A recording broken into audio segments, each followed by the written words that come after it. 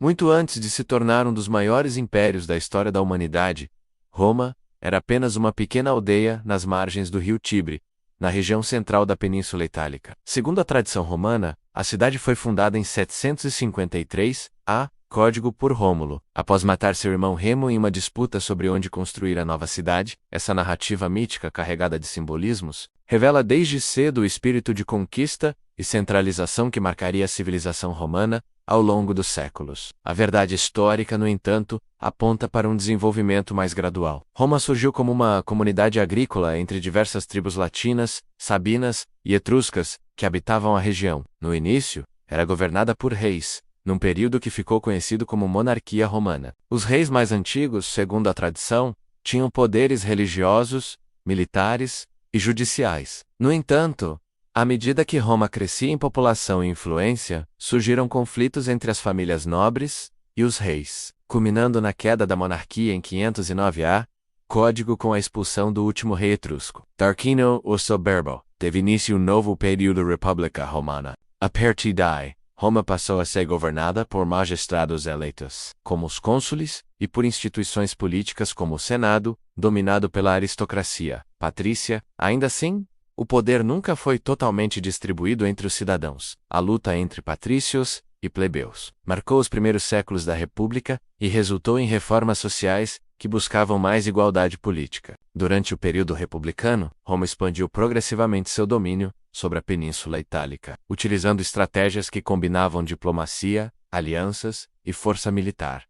Uma das grandes inovações romanas foi o conceito de cidadania progressiva. Povos conquistados, como os latinos e sabinos, muitas vezes recebiam direitos políticos limitados, mas isso incentivava a fidelidade ao poder central romano. Com o tempo, essa política permitiu a unificação da Itália sob o comando romano. A ascensão de Roma, porém, não se limitou à península. A partir do século III a.C., os romanos começaram a mirar além de suas fronteiras. O maior desafio surgiria com o encontro com Cartago, uma poderosa cidade-estado no norte da África, que controlava rotas comerciais e colônias no Mediterrâneo Ocidental. Esse confronto épico daria origem às Guerras Púnicas, 3 conflitos sangrentos que redefiniriam o equilíbrio de poder da época. A Primeira Guerra Púnica foi travada principalmente pelo controle da Sicília. A guerra mostrou a capacidade romana de se adaptar. Embora não tivessem uma marinha forte inicialmente, construíram uma poderosa frota de guerra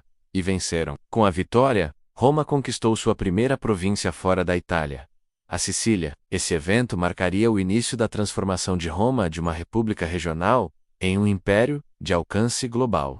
A vitória na Primeira Guerra Púnica deixou Roma em uma posição estratégica no Mediterrâneo Ocidental. Além da Sicília, os romanos expandiram para a Córcega e a Sardenha, aumentando ainda mais seu poder naval. Entretanto, a rivalidade com Cartago estava longe de terminar. Um novo conflito surgiria poucas décadas depois, e desta vez, com um dos mais notáveis generais da antiguidade, Aníbal Barca. A Segunda Guerra Púnica começou quando Aníbal, filho de Amílcar Barca, atravessou os Alpes com um exército que incluía elefantes de guerra, surpreendendo os romanos com sua ousadia. Sua campanha na Península Itálica foi marcada por vitórias impressionantes, como a Batalha de Trasimeno e a Batalha de Canas, onde massacrou as legiões romanas. Aníbal permaneceu por anos na Itália, mas, apesar de suas conquistas, não recebeu apoio suficiente de Cartago para um ataque direto a Roma. Enquanto isso, os romanos adotaram uma nova estratégia. Em vez de enfrentar Aníbal diretamente, começaram a atacar as bases cartaginesas no exterior. O general romano Cipião,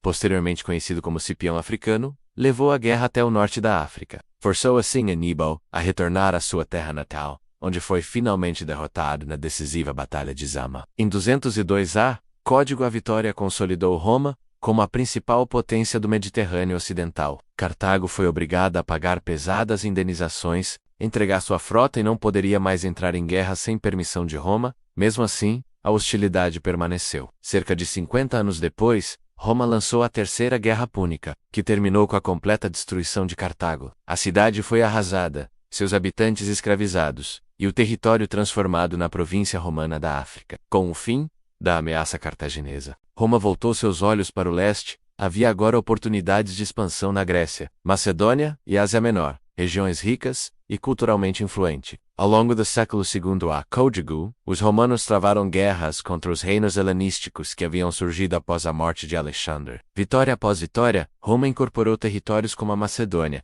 a Grécia e partes da Anatólia ao seu crescente império. O domínio romano se estendia agora do Atlântico à Ásia, do norte da África até as terras dos celtas. Essa expansão, porém, trouxe novos desafios internos. As riquezas obtidas com a conquista transformaram a estrutura econômica e social da República. Latifúndios se multiplicaram, escravos se tornaram abundantes e a desigualdade social cresceu. Muitos pequenos agricultores perderam suas terras e migraram para Roma, em busca de sustento, contribuindo para uma crescente instabilidade urbana. Essa nova realidade gerou tensões políticas que começaram a abalar as estruturas da República. À medida que Roma se tornava um império territorial, suas instituições republicanas, originalmente desenhadas para governar uma cidade-estado, começavam a dar sinais de esgotamento. A crescente desigualdade social, somada ao aumento da corrupção e à concentração de terras nas mãos da elite, criou um ambiente de descontentamento entre os cidadãos mais pobres. O exército, formado majoritariamente por pequenos proprietários, também sofria. Foi nesse contexto que surgiram os irmãos Tibério e Caio Graco, dois tribunos da plebe que tentaram reformar o sistema para aliviar o sofrimento das classes baixas. Tibério Graco, eleito tribuno, em 133 a, propôs uma lei que limitava a quantidade de terra pública que um cidadão poderia possuir, e redistribuía o excedente entre os pobres. A proposta, porém, enfrentou forte oposição do Senado, formado em sua maioria por grandes latifundiários. Tibério foi assassinado no mesmo ano por membros da elite senatorial, o que marcou um ponto de inflexão na política romana. A violência passou a ser usada como ferramenta política. Uma década depois, seu irmão Caio Graco retomou a luta. Ele foi ainda mais ambicioso, defendendo não apenas a reforma agrária, mas também a distribuição de trigo subsidiado e a concessão de cidadania romana a aliados italianos. Suas reformas dividiram profundamente a sociedade romana. Após ser declarado inimigo público, Caio se suicidou, em 121 a, Código, para evitar ser capturado. As mortes dos irmãos Graco mostraram que a República estava fragilizada e que o equilíbrio entre os interesses populares e senatoriais havia se rompido. Nos anos seguintes, Roma mergulhou em uma série de conflitos sociais e militares. As reformas falharam em resolver a crise estrutural da República, e as disputas pelo poder se tornaram mais agressivas. Um dos episódios mais dramáticos foi a Guerra Social, em que várias cidades aliadas da Itália se revoltaram contra Roma, exigindo cidadania plena. A guerra terminou com vitória romana, mas obrigou o Senado a conceder cidadania aos aliados italianos, unificando legalmente a península sobre Roma. Paralelamente, os generais começaram a ganhar destaque político com o apoio direto de seus soldados, que agora viam mais lealdade ao comandante do que ao Senado. Isso alterou profundamente a dinâmica de poder. Um dos primeiros exemplos foi Caio Mário, que reformou o exército, permitindo o alistamento de cidadãos sem propriedades. Essa medida ampliou o poder militar, mas criou um exército dependente das recompensas prometidas pelos generais, e não mais pela República. O confronto entre Mário e seu rival Lúcio Cornélio Sulla mergulhou Roma em uma guerra civil, na qual Sulla saiu vitorioso e se declarou ditador por tempo indeterminado. Ele caçou seus inimigos políticos, fortaleceu o Senado e tentou restaurar a antiga ordem republicana. No entanto, o precedente estava lançado. O uso da força militar para obter o poder seria, dalium diante, uma realidade recorrente em Roma. Após a ditadura de Sulla, Roma parecia querer restaurar a estabilidade institucional, mas as feridas deixadas pelas guerras civis estavam longe de cicatrizar. As tensões sociais e políticas persistiam, e os generais continuavam a ganhar protagonismo, agora disputando o poder entre si com ambição crescente. Um dos mais notáveis entre eles foi Caio Júlio César, uma figura carismática, astuta e brilhante tanto no campo de batalha quanto na política. César começou sua carreira pública com apoio popular, sendo eleito cônsul em 59 a, Código para consolidar seu poder. Ele formou uma aliança informal com dois outros líderes influentes, Pompeu, um renomado general, e Crasso, o homem mais rico de Roma. Essa aliança ficou conhecida como o Primeiro Triunvirato. Juntos, eles controlaram a política romana por alguns anos, dividindo cargos e influências. Após o consulado, César assumiu o comando da Gália, onde conduziu uma série de campanhas militares entre 58 e 50 a. C. Código. Suas vitórias impressionantes aumentaram sua popularidade e lhe renderam um exército fiel. A conquista da Gália não apenas enriqueceu Roma, mas também transformou César em uma figura praticamente imbatível politicamente. Enquanto isso, em Roma, Crasso havia morrido, em uma campanha no Oriente, e a aliança entre César e Pompeu começou a ruir. O Senado, temeroso do poder crescente de César, aliou-se a Pompeu e exigiu que ele retornasse a Roma e entregasse o comando de seu exército. César, porém, recusou-se a abrir mão de sua força militar. M49A. Código. Ele cruzou o Rubicão, uma fronteira simbólica e literal da Itália. Com suas tropas. Um ato considerado declaração de guerra contra a República. A guerra civil entre César e Pompeu foi curta e decisiva. Pompeu fugiu para o Oriente, mas foi derrotado e morto no Egito. César prosseguiu com campanhas em diversas regiões, consolidando sua posição como único governante de Roma. Em 46 a.C., ele foi nomeado ditador por 10 anos, e no ano seguinte, vitalício. Isso provocou inquietação entre os defensores da República, que viam em César um monarca disfarçado. Em 15 de março de 44 a.C., os famosos Idos de Março, César foi assassinado por um grupo de senadores, liderado por Bruto e Cássio. Os conspiradores acreditavam que estavam salvando a República, mas na prática, abriram caminho para novos conflitos. O assassinato de César não restaurou a antiga ordem, pelo contrário, mergulhou Roma em mais uma guerra civil. O vácuo de poder deixado por sua morte seria preenchido por uma nova aliança política e militar. Marco Antônio, Lupido e Otaviano, herdeiro adotivo de César, formaram o segundo triunvirato. Seu objetivo era eliminar os assassinos de César e restabelecer a ordem. Embora inicialmente bem-sucedido, o triunvirato logo se fragmentaria, dando início à última e mais definitiva fase da República Romana. Após a formação do segundo triunvirato em 43 a.C., Otaviano, Marco Antônio e Lépido dividiram o poder entre si. Em nome de vingar César, eles perseguiram e eliminaram seus inimigos, inclusive os assassinos Bruto e Cássio, que foram derrotados na Batalha de Filipos em 42 a.C. Código, no entanto, essa aliança tinha prazo de validade. Em pouco tempo, tensões políticas e pessoais colocariam Otaviano e Marco Antônio em rota de colisão. Enquanto Otaviano consolidava seu controle sobre o Ocidente romano, Marco Antônio estabeleceu-se no Egito e envolveu-se com Cleópatra VII, a rainha egípcia. A relação foi vista por muitos romanos como uma ameaça à soberania de Roma.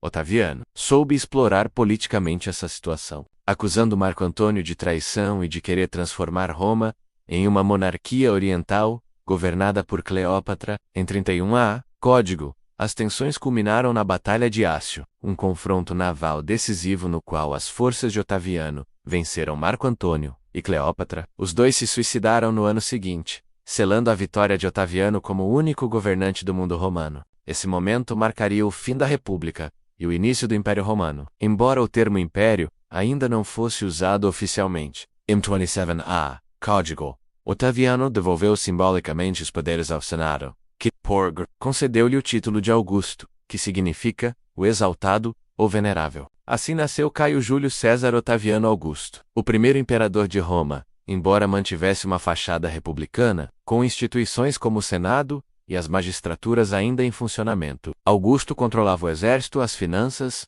e a administração do império. O governo de Augusto foi um período de estabilidade, prosperidade e reformas. Ele reorganizou o exército, estabeleceu uma guarda pessoal, menos a guarda pretoriana, e promoveu importantes reformas fiscais, administrativas e urbanas. Também investiu em infraestrutura, promovendo a construção de estradas, templos, aquedutos e edifícios públicos. Sua famosa frase "Encontrei Roma de tijolos e a deixei de mármore" simboliza bem seu legado urbanístico e político. Além disso, Augusto inaugurou a chamada Pax Romana, um período de cerca de 2 séculos de relativa paz e estabilidade dentro das fronteiras do Império. Sob seu governo, Roma expandiu suas fronteiras até o Danúbio, consolidou o controle do Egito e fortaleceu sua presença na Espanha, Gália e no Oriente. A administração eficiente e a política de integração das províncias garantiram coesão ao vasto território. Embora Augusto nunca tenha usado o título de rei, ele acumulou todos os poderes e prerrogativas de um monarca. Após sua morte M14 DCCCAD, iniciando uma tradição que marcaria todo o Império Romano. Com a morte de Augusto em 14 D.C., Roma iniciou oficialmente o regime imperial dinástico. Seu sucessor foi Tibério, seu enteado, que havia sido cuidadosamente preparado para governar. Tibério era um general experiente, e inicialmente mostrou competência na administração do império. No entanto, sua personalidade reservada e desconfiada, aliada à repressão política e ao uso intensivo da guarda pretoriana, gerou um clima de medo e tensão em Roma. Ele se isolou na ilha de Capri nos últimos anos de seu governo, deixando o controle prático da cidade nas mãos de favoritos corruptos. O próximo imperador, Calígula, começou seu reinado com popularidade, mas rapidamente se tornou sinônimo de extravagância, crueldade e instabilidade. Ele foi acusado de loucura, promoveu execuções arbitrárias,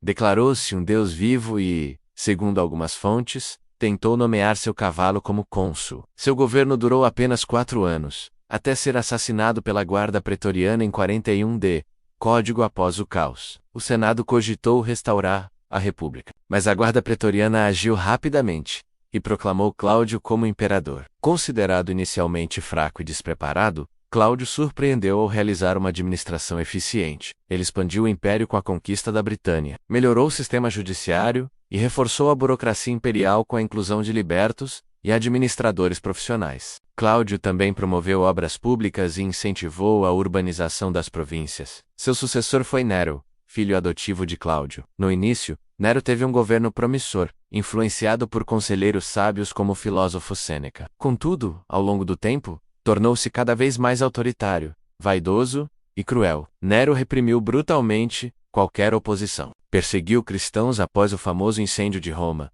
em 64 Código, e gastou grandes somas em projetos megalomaníacos, como a construção da Domus Aurea, seu palácio luxuoso. O reinado de Nero terminou em caos. Suas políticas econômicas impopulares e perseguições geraram revoltas em várias províncias. M68 CAG. Código, abandonado pelo Senado e pelo exército, Nero cometeu suicídio. Sua morte marcou o fim da dinastia Júlio-Claudiana, iniciando um período de instabilidade extrema, conhecido como o Ano dos Quatro Imperadores. Durante o ano de 69 C. Código, Roma teve 4 imperadores: Galba, Otão, Vitélio e, finalmente, Vespasiano, que conseguiu estabilizar o império. Esse episódio demonstrou que o verdadeiro poder não estava mais no Senado ou na linhagem, mas nas legiões. O apoio do exército passou a ser o fator decisivo para a ascensão de um imperador. A partir de então, a política imperial seria profundamente moldada pelos interesses militares e pelos generais das províncias. Com Vespasiano e a fundação da dinastia Flaviana, Roma voltaria a trilhar o caminho da estabilidade e crescimento. Apesar das cicatrizes políticas deixadas pelos primeiros imperadores, após o turbulento Ano dos Quatro Imperadores, a ascensão de Vespasiano ao trono imperial em 69 Código trouxe um novo fôlego para Roma, de origem relativamente modesta. Vindo de uma família da classe equestre, Vespasiano era um militar experiente e pragmático. Sua principal prioridade era restaurar a ordem, após anos de instabilidade, e reconstruir as finanças do império, severamente afetadas pelos excessos dos governos anteriores e pelas guerras civis. Vespasiano reorganizou o exército, controlou os gastos públicos, instituiu novos impostos e reforçou a autoridade central. Também iniciou importantes obras públicas, incluindo o início da construção do Anfiteatro Flaviano, mais conhecido como Coliseu, símbolo eterno da grandiosidade de Roma. O Coliseu, além de entretenimento, servia como instrumento político. Ao oferecer jogos gratuitos, o imperador conquistava o apoio popular. Seu filho, Tito, o sucedeu em 79 Código, e teve um curto, mas marcante governo. Tito é lembrado por enfrentar 2 grandes tragédias: a erupção do vulcão Vesúvio, no mesmo ano de sua ascensão, que destruiu as cidades de Pompeia e Herculano, e um grande incêndio em Roma. Apesar das dificuldades, Tito respondeu de forma compassiva, oferecendo ajuda às vítimas e reconstruindo áreas afetadas. Sua generosidade o tornou um dos imperadores mais queridos da história romana. No campo militar, Tito foi responsável pela conclusão da campanha na Judéia, iniciada por seu pai, a destruição de Jerusalém em 70 Código, e a consequente dispersão do povo judeu marcaram profundamente a história da região. O Arco do T2, construído posterior Main, celebra essa vitória e pode ser visto ainda hoje em Roma. Após a morte de Tito em 81 C. Código, seu irmão Domiciano assumiu o poder. Ao contrário de seus predecessores, Domiciano governou com mão de ferro. Centralized there, fortaleceu o culto imperial, adotou práticas autoritárias e perseguiu o Senado, o que lhe rendeu inimizades entre a elite. Contudo, Também teve um governo eficiente em termos administrativos e militares, fortalecendo fronteiras e melhorando a arrecadação fiscal. Domiciano também foi responsável por importantes campanhas militares no norte, especialmente contra os germanos e dácios. No entanto, seu autoritarismo crescente gerou conspirações. E em 96 Código, ele foi assassinado em um complô palaciano. Sem herdeiros diretos, seu assassinato encerrou a dinastia Flaviana. Com a morte de Domiciano, o Senado agiu rapidamente para restaurar a estabilidade e escolheu um senador respeitado, Nerva, como novo imperador. Assim teve início o período conhecido como o Império dos Cinco Bons Imperadores, marcado por sucessões adotivas e meritocráticas, que consolidariam Roma como o maior e mais estável império de sua época. O período que se seguiu à dinastia Flaviana é amplamente considerado como o auge do Império Romano. 296, conhecidos como os Cinco Bons Imperadores Nervae. Esse ciclo de estabilidade e prosperidade ficou marcado pela escolha cuidadosa dos sucessores, não por hereditariedade, mas por adoção e mérito, o que garantiu transições pacíficas de poder. Nerva, embora tenha governado por apenas 2 anos, deu início à nova era ao adotar como filho e herdeiro o general Trajano, respeitado pelas legiões. A decisão teve grande impacto e serviu como modelo para os imperadores seguintes. Nerva também buscou reconciliar-se com o Senado e restaurar a confiança nas instituições após os excessos de Domiciano. Trajano foi um dos maiores imperadores da história romana. Militar brilhante e administrador eficiente, expandiu o império até seu ponto territorial máximo. Suas conquistas mais famosas ocorreram nas campanhas contra os dácios, povo localizado na região da atual Romênia. A vitória rendeu a Roma grandes riquezas em ouro e a incorporação da Dácia como província. Além das vitórias militares, Trajano investiu pesadamente em obras públicas. Construiu aquedutos, pontes, mercados, estradas e o majestoso Fórum de Trajano, em Roma. Foi também responsável pela criação do Alimenta, um programa de assistência para crianças pobres. Sua fama de imperador justo e acessível o tornou extremamente popular. Até hoje o Senado romano reverencia sua memória em inscrições. Felicior Augusto, melhor Traiano, mais afortunado que Augusto, melhor Trajano. O sucessor de Trajano foi seu filho adotivo Adriano, um governante mais voltado para a administração do que para a conquista. Adriano acreditava que o império já havia alcançado seu limite e concentrou seus esforços em consolidar as fronteiras. É dele a famosa construção da Muralha de Adriano, no norte da Bretanha, feita para conter as invasões bárbaras. Adriano também viajou extensivamente pelas províncias, inspecionando pessoalmente as regiões e promovendo obras em todo o império. Tinha grande interesse pela cultura grega, fundando cidades, patrocinando templos e promovendo o helenismo. Embora seu governo tenha sido marcado por episódios autoritários, como a repressão à revolta judaica, ele manteve a paz e a prosperidade no geral. Após sua morte, foi sucedido por Antonino Pio, cujo governo foi um dos mais pacíficos da história romana. Antonino manteve a política de estabilidade, justiça e harmonia com o Senado. É famoso por nunca ter deixado a Itália durante seu longo reinado, algo incomum entre os imperadores da época. Foi também um administrador exemplar, promovendo obras públicas e garantindo o bom funcionamento do sistema legal e fiscal. O último dos chamados Cinco Bons Imperadores foi Marco Aurélio, conhecido não apenas como governante mas como um dos maiores filósofos estoicos da história. Sua obra Meditações, escrita durante campanhas militares, é até hoje lida como um manual de ética, resiliência e autocontrole. Marco Aurélio buscava governar com razão e justiça, equilibrando a responsabilidade imperial com seus ideais filosóficos. Apesar de sua sabedoria, seu governo foi marcado por sérios desafios. Ao contrário da estabilidade herdada dos antecessores, Marco Aurélio teve de enfrentar graves ameaças externas e internas. No leste, enfrentou a ameaça do Império Parta, com campanhas prolongadas na Síria e na Mesopotâmia. No norte, as fronteiras danúbias e renanas foram pressionadas por invasões bárbaras, especialmente pelos marcomanos e outras tribos germânicas. Para piorar, uma terrível epidemia, conhecida como peste antonina, assolou o império durante seu governo, provavelmente trazida das campanhas orientais. A doença, menos que muitos estudiosos acreditam ter sido varíola, menos matou milhões, debilitando a economia, a população e até o exército. Ainda assim, Marco Aurélio permaneceu firme, liderando pessoalmente as campanhas no norte mesmo em idade avançada. O grande erro de seu governo, segundo muitos historiadores, foi ter quebrado a tradição de sucessão por mérito e adoção. Marco Aurélio nomeou como sucessor seu próprio filho biológico, Cômodo, marcando o retorno da lógica hereditária à política imperial. A decisão teria consequências desastrosas. Cômodo foi o oposto do pai. Desprezava os assuntos administrativos e militares, preferia o luxo, os jogos e o espetáculo. Chegou a participar pessoalmente de combates no Coliseu, encenando lutas como gladiador, o que escandalizou a elite romana. Seu governo foi marcado por abusos, corrupção, perseguições e delírios de grandeza.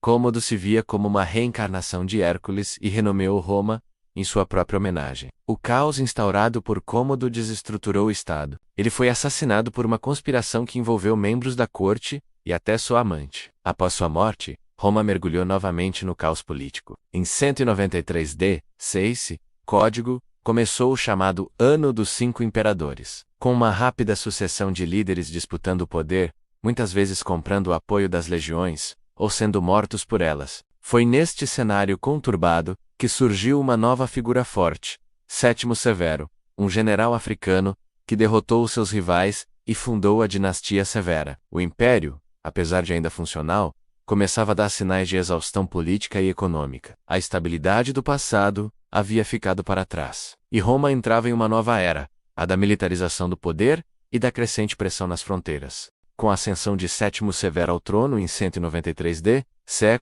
Roma iniciou uma nova fase. O império passou a ser governado sob uma ótica mais militarizada, com crescente centralização do poder e dependência das legiões. Sétimo Severo foi um comandante experiente e astuto, que usou a força do exército para garantir sua autoridade e eliminar os rivais. Sua política era clara. O apoio dos soldados era a base do trono imperial. E por isso ele aumentou salários, concedeu benefícios e reforçou a importância das forças armadas na vida política. Durante seu governo, Severo conduziu campanhas militares bem-sucedidas no Oriente e na África. Consolidou o controle romano sobre a Mesopotâmia e reprimiu revoltas internas. Mas ao mesmo tempo suas ações minaram a antiga autonomia do Senado e aceleraram o declínio das instituições civis. Ele também incentivou uma cultura de culto imperial cada vez mais forte, exigindo reverência quase divina por parte da população. Antes de morrer, Severo aconselhou seus filhos Caracalla e Geta menos a manterem a paz entre si e a satisfazerem os soldados. No entanto, essa união fraternal durou pouco. Após a morte do pai, Caracalla mandou assassinar seu próprio irmão, Geta, e ordenou um verdadeiro massacre contra os apoiadores dele, inclusive dentro do Palácio Imperial. Seu governo foi marcado por autoritarismo, gastos excessivos e decisões controversas. A mais significativa delas foi o Edito de Caracalla, emitido em 212 d.C. Código, que concedia cidadania romana a todos os homens livres do Império, embora tenha ampliado o sentido de romanidade. A medida também visava aumentar a base de contribuintes e soldados para sustentar o Estado. Caracalla também se envolveu em campanhas militares no Oriente, onde acabou sendo assassinado por um de seus próprios oficiais. Seguiu-se um período de instabilidade, com imperadores efêmeros e frequentes assassinatos políticos. A dinastia Severa foi finalizada com Alexandre Severo, um jovem imperador, cuja administração tentou restaurar parte da ordem e do respeito ao Senado. Contudo, sua falta de autoridade militar levou à sua queda. Ele foi morto pelas próprias tropas durante uma campanha contra os germanos, encerrando o último vestígio de equilíbrio entre o poder civil e o militar. A morte de Alexandre Severo marcou o início de uma das fases mais sombrias da história romana, a chamada crise do século III. Durante esse período, o Império enfrentou guerras civis constantes, invasões bárbaras, quebra econômica, inflação galopante, epidemias, queda demográfica e até mesmo rupturas territoriais. Com partes do império se separando temporariamente do controle de Roma, a autoridade imperial tornou-se extremamente instável, com dezenas de imperadores proclamados em diferentes regiões, em um curto espaço de tempo. A maioria não reinava por mais de 2 anos. O império, que antes parecia invencível, agora dava sinais claros de decadência estrutural. O século III d.C. é um dos períodos mais turbulentos da história do Império Romano, conhecido como a crise do século III, ou anarquia militar. Durante aproximadamente 50 anos, Roma enfrentou uma série de desafios simultâneos que ameaçaram sua existência como um poder unificado. Um dos principais problemas foi a frequente sucessão de imperadores, muitos dos quais eram generais proclamados por suas legiões, mas com pouco reconhecimento fora de seus territórios. Entre 235 e 284 d. Código, cerca de 26 imperadores subiram ao poder, muitos deles assassinados, depostos ou mortos em batalhas civis. Essa instabilidade política enfraqueceu o controle central e encorajou rebeliões e usurpações. Além disso, o império sofreu invasões constantes nas suas fronteiras. Tribos germânicas, como os godos e os francos, pressionavam o norte e o oeste, enquanto povos persas, especialmente o Império Sassânida, representavam uma ameaça constante no leste. Essas guerras desgastavam os recursos militares e econômicos de Roma. No interior, a economia entrou em colapso. Houve uma queda na produção agrícola e comercial, agravada por uma crise monetária. A inflação galopante causada pela desvalorização da moeda corroeu a confiança nos sistemas financeiros. A falta de recursos dificultou o pagamento aos soldados, o que por sua vez alimentava rebeliões e deslealdades dentro do exército. O império também foi atingido por epidemias que reduziram drasticamente a população, afetando a força de trabalho e a capacidade militar. O tecido social foi desgastado, com zonas rurais abandonadas e cidades em declínio. Além disso, durante esse período, algumas regiões do império chegaram a se separar temporariamente do controle central romano. O mais conhecido desses cismas foi o Império Gálico, formado por províncias da Gália, Germânia e Britânia, que se autogovernavam diante da incapacidade de Roma em protegê-las. Simultaneamente, o Império de Palmira, sob a rainha Zenóbia, controlava o Oriente. Essa fragmentação minou ainda mais a unidade do império e provocou uma crise de identidade romana. Apesar de todos esses problemas, Roma não desapareceu. Muitos líderes tentaram restaurar a ordem, mas a situação exigia mudanças profundas na estrutura política, militar e econômica do império. Foi nesse cenário de colapso iminente que surgiu a figura de Diocleciano, um imperador que implementaria reformas radicais para salvar Roma da queda definitiva. Em 284 d. Código, com a ascensão de Diocleciano ao poder, Roma iniciou uma tentativa ambiciosa de restaurar a ordem e salvar o império da crise que ameaçava sua existência. Diocleciano foi um general de origem humilde que, ao chegar ao trono, percebeu que o sistema imperial precisava de profundas mudanças para enfrentar os desafios do século III. Uma das principais reformas de Diocleciano foi a criação da tetrarquia, um sistema de governo em que o poder imperial era compartilhado entre 4 governantes, com autoridade máxima, e 2 césares, seus subordinados e futuros sucessores. Esse modelo visava garantir a administração eficiente de um império vasto e difícil de governar, além de prevenir conflitos de sucessão e melhorar a defesa das fronteiras. Diocleciano dividiu o império em 2 grandes partes: o Oriente, com capital em Nicomédia, governado por ele mesmo, e o Ocidente, com capital em Milão, governado por Maximiano, seu co-imperador. Cada um deles tinha seu próprio César. Essa divisão permitiu uma administração mais próxima das ameaças regionais, agilizando decisões militares e administrativas. Além disso, Diocleciano reformou o exército, aumentando seu tamanho e reorganizando as tropas em unidades móveis e fronteiriças para responder rapidamente às invasões bárbaras. Criou também novas províncias e subdividiu antigas para facilitar o controle administrativo. No campo econômico, Diocleciano enfrentou a inflação e a crise monetária com medidas drásticas. Em 301 d. Seco promulgou o Edito Máximo dos Preços, que fixava preços máximos para uma vasta gama de produtos e serviços,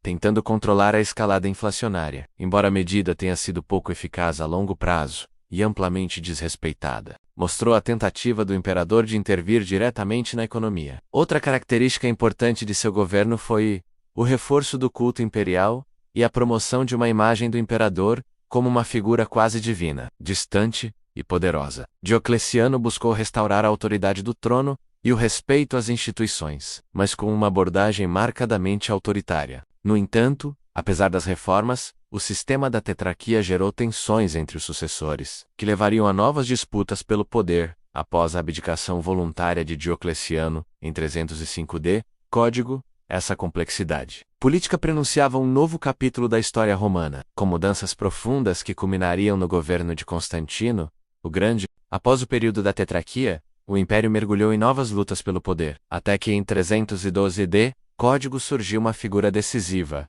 Constantino, que se tornaria o primeiro imperador romano a abraçar o cristianismo e a transformar profundamente o curso da história romana e europeia. Antes da batalha decisiva em Ponte Milvia, Constantino teria tido uma visão de uma cruz luminosa e ouvido a frase in hoc signo vinces. Motivado por essa experiência, ele ordenou que suas tropas marchassem sob o símbolo cristão e venceu seu rival Maxêncio. consolidando o controle sobre o Ocidente. M330D, Código. Junto com Licínio, Constantino promulgou o Edito de Milão, que garantiu a liberdade religiosa para os cristãos, pondo fim às perseguições oficiais. Esse ato marcou o início de uma nova era, na qual o cristianismo deixou de ser uma religião perseguida para se tornar a religião dominante do Império. Constantino promoveu a construção de importantes basílicas, como a Basílica de São Pedro em Roma, e reorganizou a administração imperial para favorecer a Igreja, concedendo privilégios e terras. Sua relação com a fé cristã foi complexa,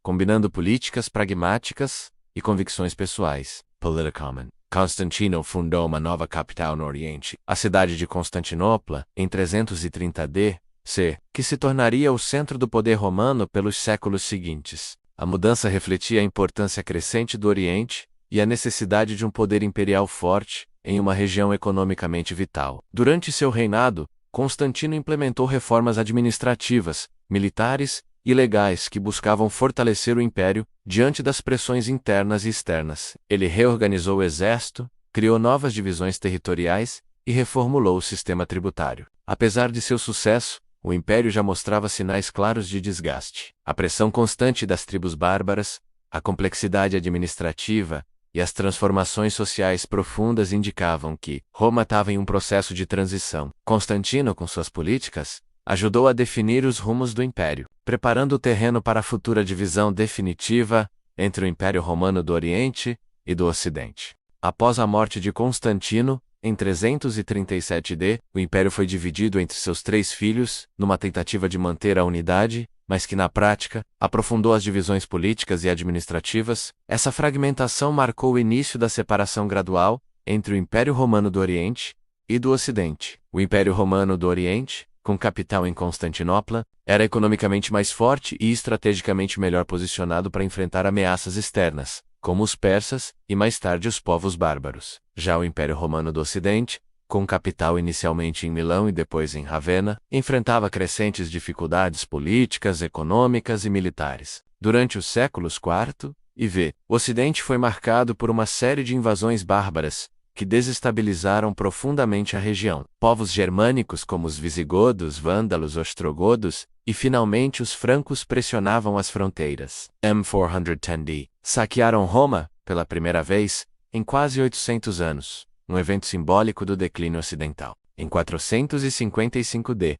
Código, os vândalos fizeram um segundo saque devastador a Roma, enquanto o poder central enfraquecido era incapaz de conter as ameaças. A administração imperial tornou-se cada vez mais dependente de líderes militares bárbaros, que controlavam as tropas e os territórios. A queda tradicional do Império Romano do Ocidente é datada em 476 d.C., quando o chefe bárbaro Odoacro depôs o último imperador romano, Rômulo Augustulo. Esse ato simbólico marcou o fim da autoridade imperial em Roma e o início da chamada Idade Média na Europa Ocidental. Entretanto, a queda do Ocidente não significou o fim do Império Romano como um todo. No Oriente, o império menos conhecido historicamente como Império Bizantino continuou existindo, mantendo tradições romanas, culturais e administrativas por quase 1000 anos. Até a queda de Constantinopla, em 1453. A história do Império Romano, com suas glórias, crises e transformações, moldou profundamente o desenvolvimento da civilização ocidental. Seus legados jurídicos, políticos, culturais e arquitetônicos permanecem vivos até hoje.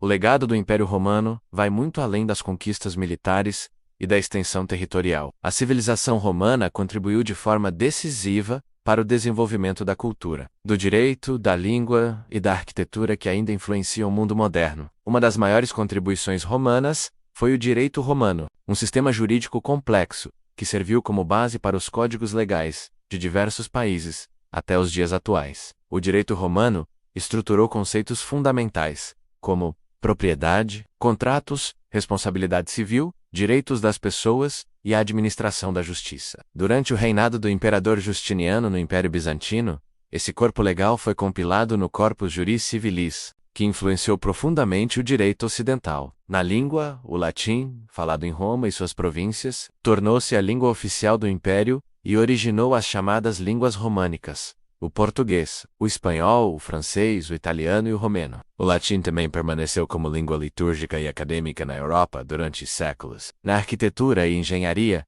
os romanos inovaram com o uso do arco, da abóbada e do concreto, permitindo a construção de obras grandiosas como aquedutos, anfiteatros, templos e estradas. Estruturas como o Coliseu, o Panteão e o Fórum Romano são exemplos da engenharia avançada e da estética romana, símbolos da cultura e do poder imperial. No campo cultural, Roma foi um polo de arte, literatura, filosofia e religião. Escritores como Virgílio, Ovídio e Cícero produziram obras que definiram a literatura clássica. A filosofia estoica e outras correntes influenciaram o pensamento romano, especialmente entre os líderes. O cristianismo, que emergiu dentro do Império, tornou-se uma religião dominante e moldou profundamente a cultura e a política dos séculos posteriores. A Igreja Católica Romana, sediada em Roma, tornou-se uma instituição central na Europa medieval e moderna. O Império também promoveu a urbanização e a integração cultural de seus diversos povos, criando um ambiente de intercâmbio entre culturas, costumes e ideias. As cidades romanas, com seu planejamento urbano, instituições e serviços, foram modelos para o desenvolvimento das cidades na Europa. Assim, o Império Romano não só governou um vasto território, mas criou bases sólidas para a civilização ocidental, que perduram até hoje, influenciando leis, línguas, instituições e culturas por milênios. A sociedade romana foi complexa e estratificada, refletindo a diversidade do império e suas tradições. Entender a estrutura social e o cotidiano dos romanos é essencial para compreender como Roma funcionava além das guerras e política. No topo da pirâmide social estavam os patrícios, a elite aristocrática que detinha grandes propriedades, riqueza e influência política. Eram os descendentes das famílias fundadoras de Roma e controlavam o Senado e as principais magistraturas. Embora sua influência tenha diminuído com o tempo, ainda eram símbolos do poder tradicional. Abaixo deles estavam os plebeus, a classe comum da cidade, composta por pequenos agricultores, artesãos, comerciantes e soldados. Com o tempo, alguns plebeus conseguiram ascender socialmente, enriquecendo e até adquirindo status político. A luta dos plebeus por direitos foi uma constante da história republicana romana. Abaixo dos plebeus, havia os clientes, pessoas dependentes de patronos patrícios, que lhes ofereciam proteção e assistência em troca de serviços e lealdade. Esse sistema de clientelismo era fundamental para a política e a vida social. No fundo da hierarquia social estavam os escravos, que constituíam uma parcela significativa da população. Os escravos eram prisioneiros de guerra, filhos de escravos ou indivíduos endividados. Eles desempenhavam as mais diversas funções, desde trabalho doméstico, agrícola, mineração, até cargos técnicos e intelectuais, como professores e médicos. A escravidão era parte integral da economia romana. A vida cotidiana dos romanos variava conforme a classe social. As elites viviam em domos espaçosas e luxuosas, com jardins, mosaicos e serviços domésticos. Participavam de banquetes, eventos culturais e políticos. Já os plebeus habitavam em sulai, prédios multifamiliares, muitas vezes com condições precárias. O lazer era importante para todos. Os romanos frequentavam os banhos públicos, locais que funcionavam como centros sociais e culturais. Os espetáculos no anfiteatro e nas corridas de bigas no Circo Máximo atraíam multidões. A religião permeava todos os aspectos da vida romana, com um panteão de deuses e práticas ritualísticas. Com o tempo, o cristianismo transformaria profundamente esse panorama. O sistema familiar romano valorizava a autoridade do pater familias, o chefe da família, que tinha poder legal sobre os membros do grupo. As mulheres tinham um papel doméstico, mas podiam influenciar a vida social e política através dos maridos e filhos. A economia do Império Romano foi uma das mais complexas e diversificadas do mundo antigo, sustentando um vasto território e uma população estimada em dezenas de milhões de pessoas. Sua base principal estava na agricultura, mas também incluía comércio, manufatura e uma rede financeira relativamente sofisticada. A agricultura era o pilar da economia, com grandes latifúndios que produziam trigo, oliveira, uvas e outros alimentos essenciais. A produção agrícola não só sustentava a população urbana, mas também fornecia excedentes para exportação e armazenamento. Muitos pequenos agricultores foram gradualmente substituídos por grandes propriedades de senhores ricos, onde o trabalho escravo era intensamente utilizado. O comércio era vital para o império, facilitado por uma extensa rede de estradas e rotas marítimas seguras. Produtos variados circulavam entre as regiões, incluindo grãos do Egito, vinhos da Gália, especiarias do Oriente e metais preciosos das minas. Roma importava também luxos como seda da China e incenso da Arábia, demonstrando a amplitude das conexões comerciais. As cidades romanas funcionavam como centros econômicos, com mercados, oficinas e armazéns. A moeda romana, menos inicialmente baseada em metais preciosos, servia para facilitar as transações comerciais. No entanto, crises econômicas ocasionais, como a inflação e a desvalorização da moeda, trouxeram desafios ao sistema. A mão de obra escrava foi fundamental para a economia, trabalhando na agricultura, na mineração, na construção e em serviços urbanos. A escravidão permitiu a produção em larga escala, mas também gerou tensões sociais e crises de sustentabilidade a longo prazo. Outro setor importante era a indústria, que incluía a produção de cerâmica, tecidos, vidro, metalurgia e construção naval. Roma também era conhecida pela engenharia hidráulica, com aquedutos que garantiam o abastecimento de água para as cidades. O sistema tributário era complexo e incluía impostos sobre terras, comércio, propriedades e rendas. O Estado romano precisava financiar um exército vasto e uma administração burocrática extensa, o que exigia arrecadação eficiente. Por fim, a economia romana, apesar de seus sucessos e de sua organização, sofreu impactos significativos durante as crises políticas e militares do século III, culminando em reformas posteriores que tentaram estabilizar o império. A arte e a arquitetura romanas são marcos essenciais para entender a grandiosidade do império e seu legado cultural. Influenciados pelos gregos, os romanos desenvolveram um estilo próprio, funcional e monumental, que buscava expressar o poder, a ordem e a permanência do império. A arquitetura romana é famosa pelo uso inovador do arco, da abóbada e do concreto, que permitiram a construção de grandes estruturas como aquedutos, anfiteatros, termas e templos. O Coliseu é o exemplo mais icônico, uma arena monumental capaz de abrigar dezenas de milhares de espectadores para lutas de gladiadores e espetáculos públicos. Outro marco é o Panteão, templo dedicado a todos os deuses, com sua imensa cúpula e óculo central. Uma obra-prima da engenharia romana que impressiona até hoje. Estradas como a Via Ápia ligavam Roma às províncias, facilitando o comércio, o trânsito militar e a comunicação. Na arte, os romanos produziram mosaicos, pinturas murais, esculturas e retratos realistas que documentam pessoas, eventos e mitos. As esculturas romanas, diferentemente das idealizações gregas, tendiam a ser mais realistas, capturando detalhes do rosto e expressões individuais. As cidades romanas eram decoradas com estátuas de imperadores, deuses e heróis, que reforçavam a ideologia imperial. A arte também tinha função educativa e propagandística, celebrando vitórias militares, conquistas e a glória de Roma. Além disso, os romanos desenvolveram técnicas avançadas em urbanismo, como sistemas de esgoto, banhos públicos, teatros e mercados, que melhoravam a qualidade de vida nas cidades e demonstravam o poder do Estado. O legado artístico e arquitetônico romano influenciou a Europa por séculos, especialmente durante o Renascimento, quando artistas e arquitetos redescobriram os princípios clássicos. A religião desempenhou um papel fundamental na vida e na política do Império Romano, refletindo tanto a diversidade cultural, quanto a busca pela coesão social e legitimidade do poder. Inicialmente, os romanos praticavam uma religião politeísta, herdada da tradição etrusca e influenciada pela mitologia grega. O panteão romano incluía deuses como Júpiter, Juno, Minerva, Marte, Vênus, entre outros, que eram cultuados em templos e através de rituais públicos e privados. A religião romana era profundamente ritualística, envolvendo sacrifícios, cerimônias, oráculos e festas sazonais. Os sacerdotes e pontífices tinham papéis importantes na administração religiosa, garantindo que os rituais fossem realizados corretamente para manter a Pax Deus, a paz dos deuses, essencial para o sucesso do Estado. Com a expansão do Império, Roma incorporou os cultos e divindades das diversas culturas conquistadas, como os deuses egípcios Ísis e Serapis, o culto persa de Mitra,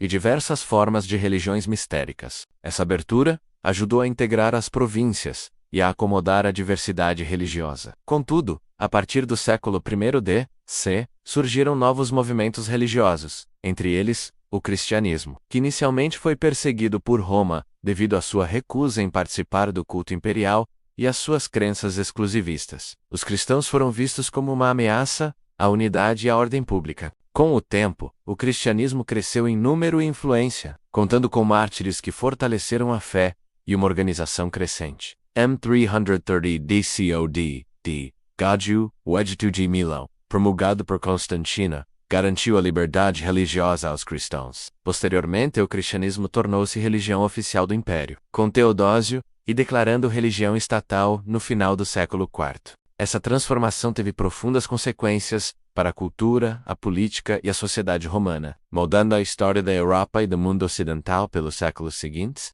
O exército romano foi a espinha dorsal do Império, responsável não apenas pela conquista de vastos territórios, mas também pela manutenção da ordem interna e da autoridade imperial. Sua organização, disciplina e táticas militares foram fatores determinantes para o sucesso romano por séculos. Desde a República, o exército romano evoluiu de uma milícia formada por cidadãos-soldados para uma força profissional e altamente treinada. Durante o Império, o exército era composto por legiões, unidades de cerca de 5.000 homens, e tropas auxiliares recrutadas nas províncias, que complementavam as legiões com habilidades específicas como cavalaria, arqueiros e infantaria leve. Os soldados romanos eram rigorosamente treinados e disciplinados. A estrutura hierárquica do exército incluía centuriões, tribunos e comandantes, responsáveis pela organização e condução das operações. O exército também era uma escola de cidadania, com soldados frequentemente recebendo terras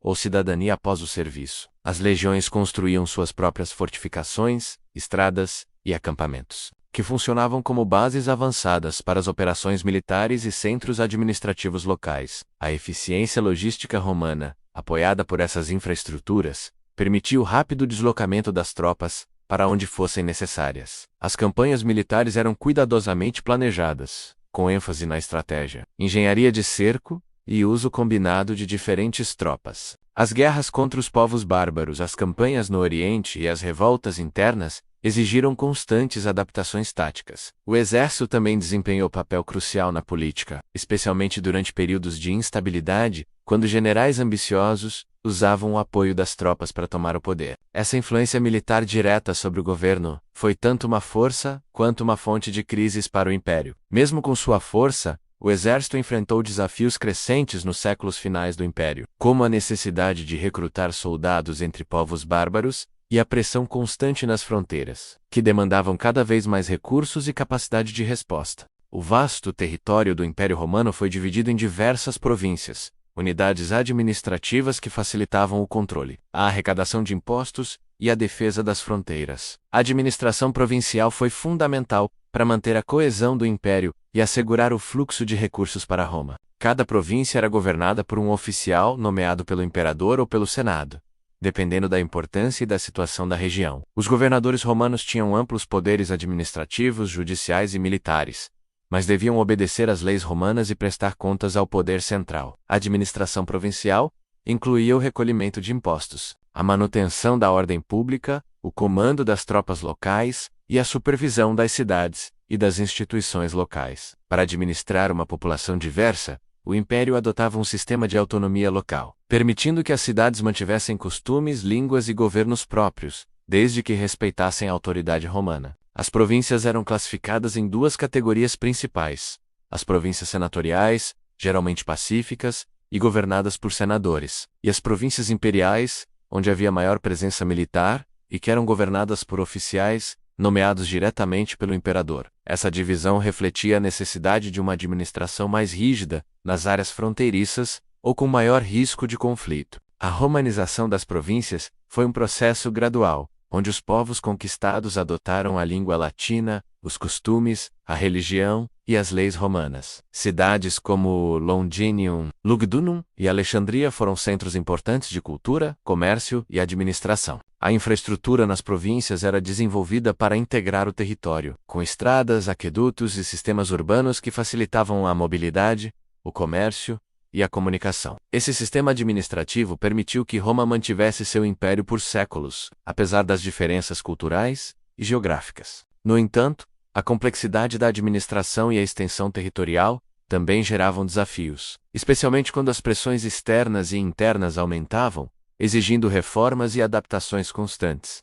Embora Roma fosse o centro do império, as províncias desempenharam um papel vital na manutenção da cultura e da economia romana. A diversidade cultural nas províncias era enorme, com povos de diferentes origens étnicas, linguísticas e religiosas convivendo sob a administração romana. Nas províncias, a romanização era um processo gradual que envolvia a adoção da língua latina, a arquitetura romana, o sistema legal e as práticas religiosas. Muitas cidades provinciais desenvolveram sua própria elite local, que adotava costumes romanos e participava da administração pública, funcionando como intermediária entre o povo e o poder imperial. As cidades provinciais tinham teatros, templos, fóruns, termas e mercados que refletiam a influência romana. Festivais religiosos e culturais eram comuns, e muitas vezes combinavam tradições locais com cultos romanos, o que ajudava a criar uma identidade híbrida. O comércio local e internacional florescia nas províncias, com produtos agrícolas, artesanais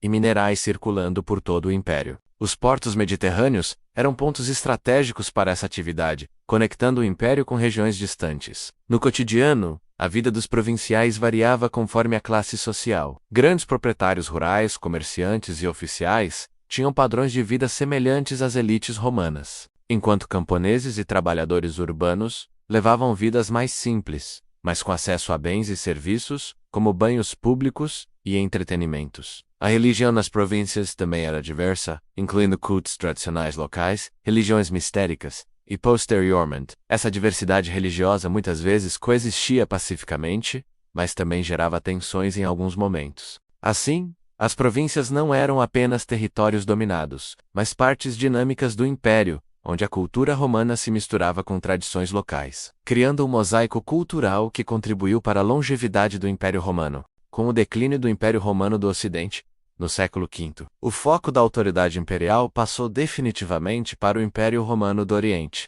também conhecido como Império Bizantino, embora esse nome só tenha sido usado posteriormente pelos historiadores. Os bizantinos se consideravam romanos e herdeiros diretos da tradição imperial. O Império Bizantino manteve muitas das instituições, leis, estruturas administrativas e culturais romanas, mas com transformações significativas. A língua oficial passou gradualmente do latim para o grego, e a cultura bizantina passou a ser fortemente marcada pelo cristianismo ortodoxo, pela arte religiosa e pela centralização do poder imperial. Constantinopla, a cidade fundada por Constantino, tornou-se a capital e o centro político, econômico e religioso do império. Protegida por poderosas muralhas e localizada em uma posição estratégica entre a Europa e a Ásia, Constantinopla floresceu por séculos mesmo enquanto o Ocidente mergulhava no caos. O direito romano continuou a ser desenvolvido no Oriente, culminando com um trabalho de codificação feito sob o imperador Justiniano, que governou de 527 a 565.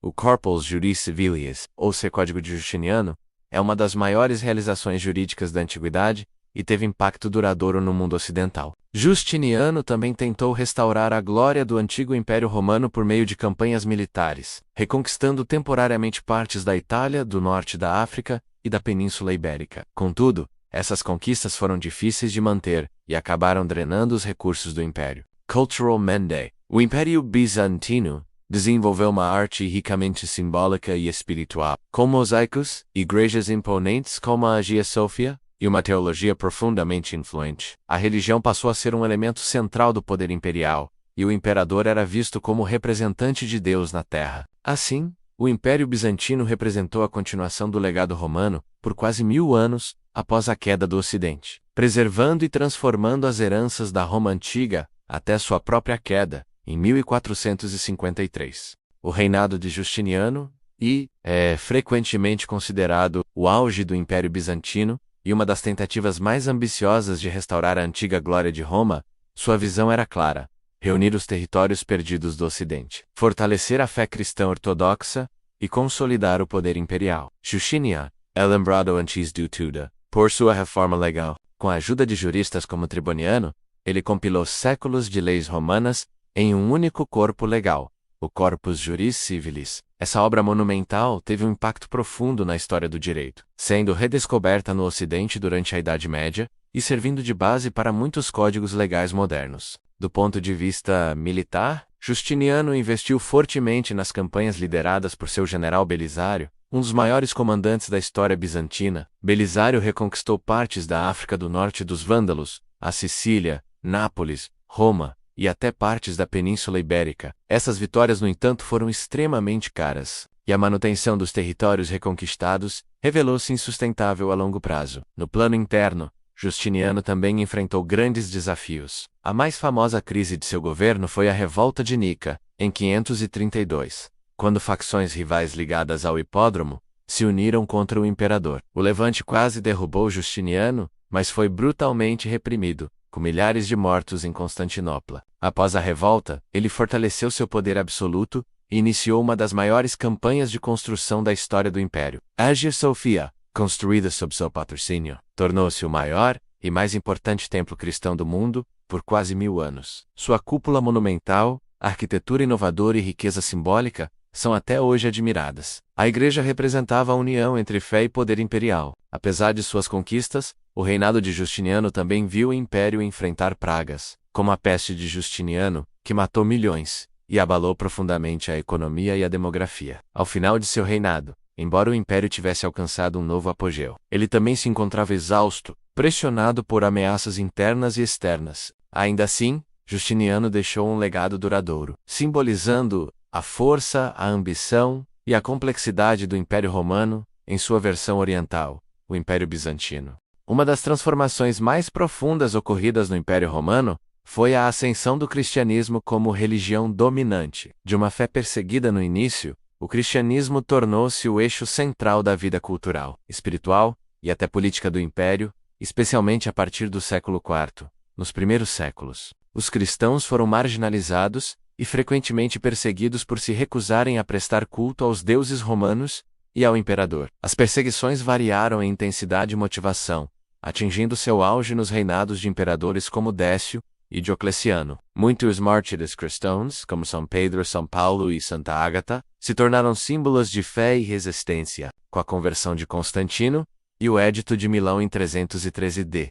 Selego, o cenário mudou radicalmente. O cristianismo ganhou liberdade de culto e rapidamente se espalhou pelas cidades e províncias. A fé cristã deixou de ser apenas uma religião pessoal e passou a se institucionalizar. Com igrejas, bispados e concílios organizando a doutrina e combatendo heresias, no final do século IV, o imperador Teodósio oficializou o cristianismo como religião do Estado e proibiu cultos pagãos. Com isso, o cristianismo passou a ser o eixo espiritual do império, moldando leis, valores sociais, educação e até arquitetura. Os templos romanos deram lugar a basílicas cristãs, e o calendário passou a refletir festas religiosas como a Páscoa e Natal. A igreja cristã também se fortaleceu politicamente. Os bispos ganharam importância crescente como líderes espirituais e mediadores sociais, especialmente em tempos de crise. Cidades como Roma, Alexandria, Antioquia, Jerusalém e Constantinopla tornaram-se sedes de grandes patriarcados. A teologia cristã desenvolveu-se rapidamente, com figuras como Santo Agostinho, que escreveu obras influentes como A Cidade de Deus, defendendo que o império terreno era passageiro,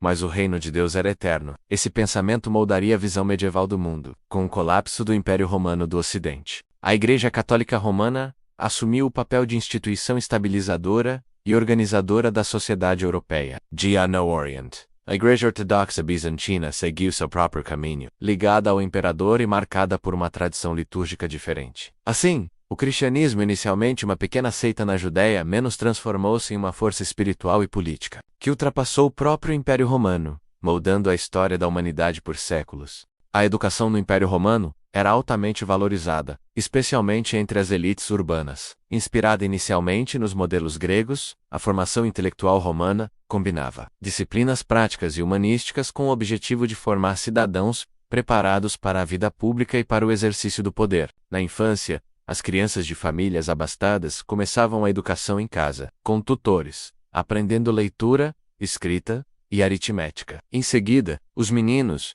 e mais raramente, meninas, eram enviados às escolas primárias, onde os mestres reforçavam essas habilidades básicas. O ensino secundário era mais avançado e liderado por gramáticos, que introduziam os alunos à literatura clássica, especialmente aos poetas e oradores latinos e gregos, como Virgílio, Homero, Horácio e Cícero. A memorização, o comentário de textos e a recitação pública eram práticas comuns. O nível mais alto da educação era o da retórica, reservado às famílias mais ricas. Os jovens aprendiam a arte de falar em público, de argumentar e persuadir, habilidades fundamentais para quem desejava ingressar na política, no direito ou na administração imperial. O ideal romano de excelência estava diretamente ligado à capacidade de se expressar com clareza, lógica e estilo. Além da retórica, os romanos também estudavam filosofia, medicina, geometria, astronomia e direito. A filosofia era especialmente popular entre as classes cultas, com destaque para as escolas estoica,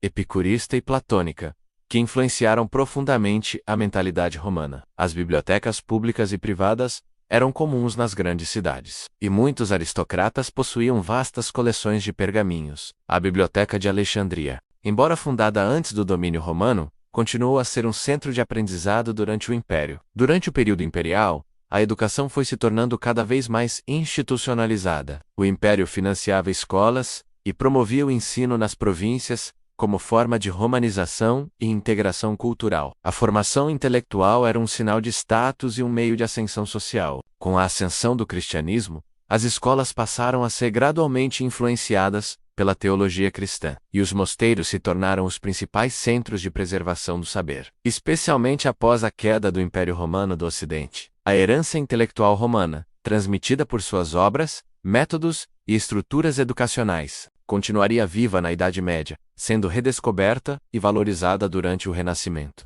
Ao longo de sua história, o Império Romano enfrentou diversos conflitos internos, que colocaram em risco sua estabilidade política e sua integridade territorial. As guerras civis foram marcadas por disputas entre generais, imperadores rivais e facções políticas, muitas vezes com apoio do exército, que se tornava árbitro do poder. As guerras civis começaram ainda na República, com figuras como Mário e Sila, que protagonizaram os primeiros grandes confrontos armados por controle de Roma. Posteriormente, o conflito entre Júlio César e Pompeu selou o destino da República, levando à sua dissolução e ao surgimento do Império sob Augusto. Durante o período imperial, o problema das guerras civis persistiu. O ano de 69 d. Código, conhecido como o Ano dos Quatro Imperadores, viu a rápida sucessão de Galba, Otão, Vitélio e, finalmente, Vespasiano, após uma série de batalhas internas e intrigas palacianas. Isso evidenciava o papel decisivo do exército na escolha dos imperadores, fragilizando o princípio da sucessão hereditária ou designada. A crise do século III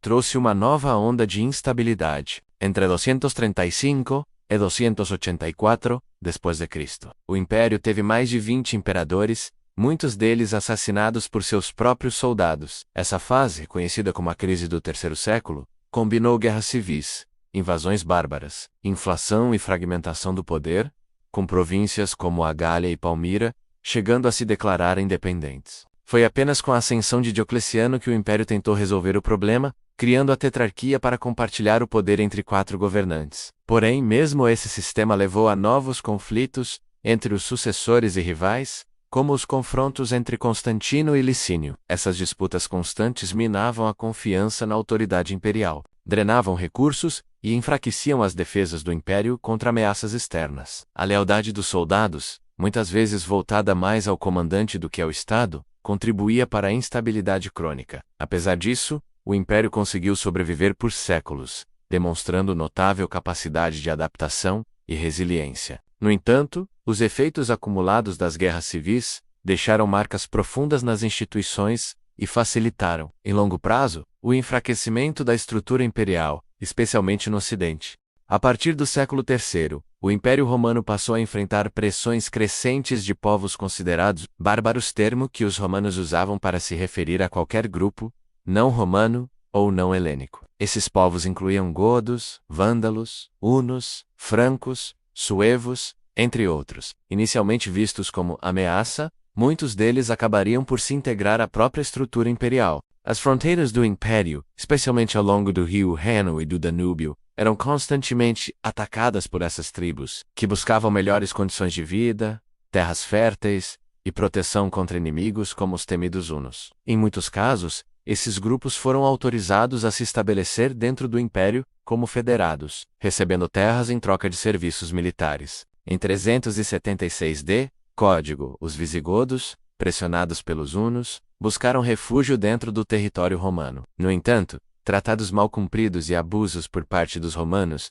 levaram a uma revolta. Em 378, ocorreu a desastrosa Batalha de Adrianópolis, na qual o imperador Valente foi morto e o exército romano derrotado, uma das piores derrotas militares de Roma. Com o tempo, os visigodos passaram a marchar pelo império e, em 410 d. Código, sob a liderança de Alarico, saquearam Roma pela primeira vez em quase 800 anos. O evento teve profundo impacto simbólico, marcando a fragilidade do poder imperial no Ocidente. Outros grupos seguiram o mesmo caminho. Os vândalos atravessaram a Gália e a Espanha, estabeleceram-se no norte da África e, em 455, saquearam novamente Roma. Os hunos, sob Átila, aterrorizaram a Europa Central e chegaram a ameaçar diretamente Roma, sendo dissuadidos apenas por uma combinação de diplomacia e circunstâncias desfavoráveis. Diante dessas invasões, a estrutura do Império Romano do Ocidente entrou em colapso. As tropas estavam enfraquecidas,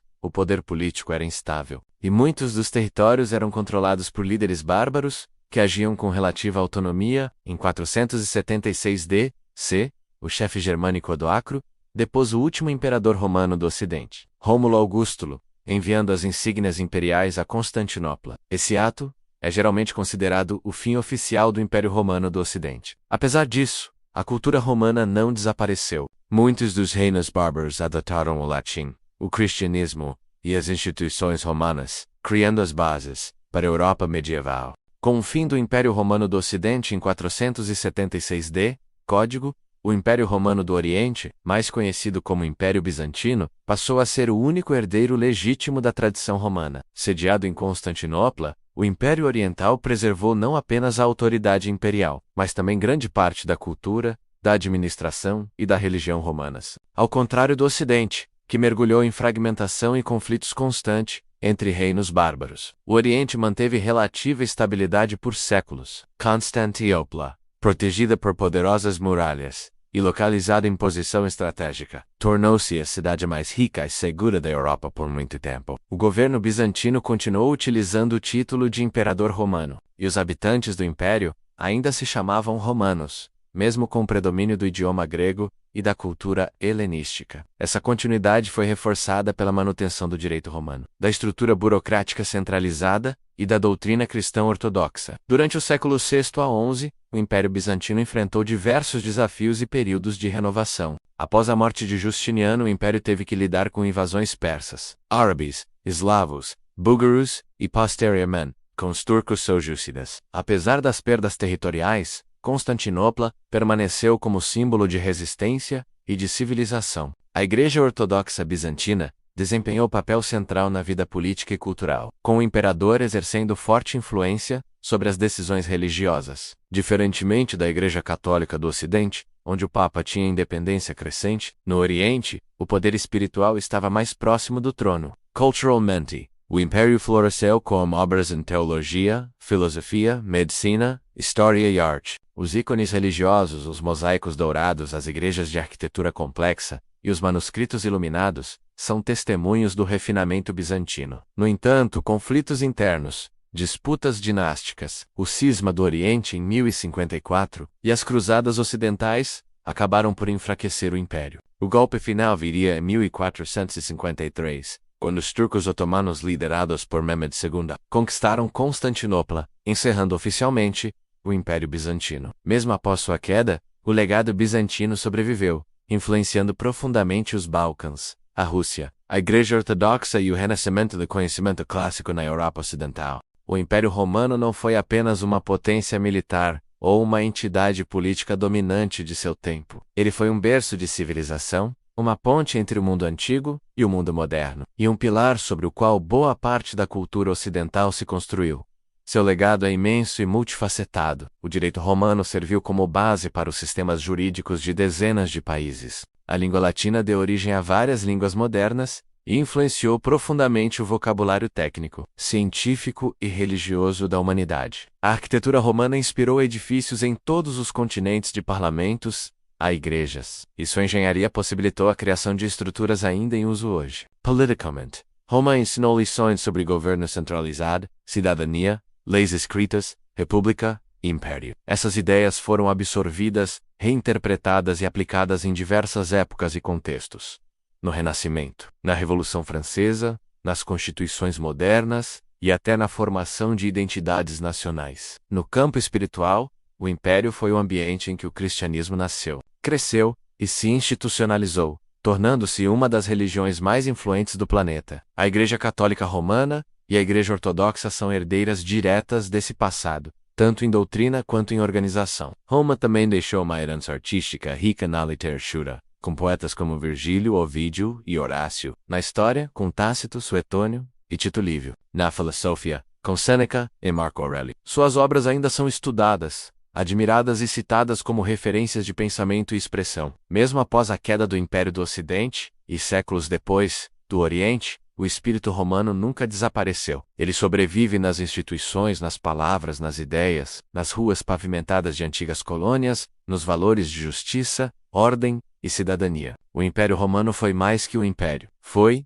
e ainda é, uma fundação civilizatória. Um símbolo de glória, decadência, resiliência e renascimento. Com seus erros e seus acertos, com sua violência e sua genialidade. Roma permanece viva em cada canto do mundo onde sua influência alcançou, direta ou indiretamente. Entender Roma é entender a si mesmo, pois todos nós, de alguma forma, ainda vivemos à sombra do seu legado. Roma, eterna. Roma viva!